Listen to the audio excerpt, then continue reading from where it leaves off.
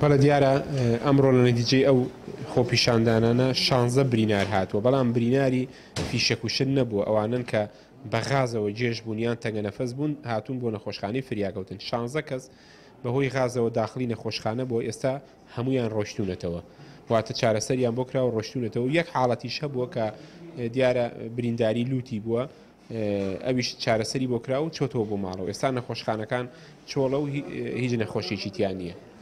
دوانیان چالاکی مەدەنی بوون و ئەوەکانی تریش هەمووی هاوڵاتی بوون.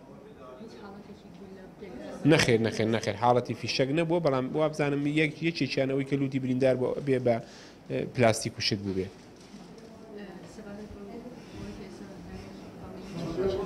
ئەوە ئێستا لێرەوە ڕۆژ بەڵێ ئەمە بردیانە ژوورەوە بۆی چارەسەری بۆ بکەن. تەنگە نەفەس بوو بە هاتنە ژوورەوەی دیارە غاز بووە.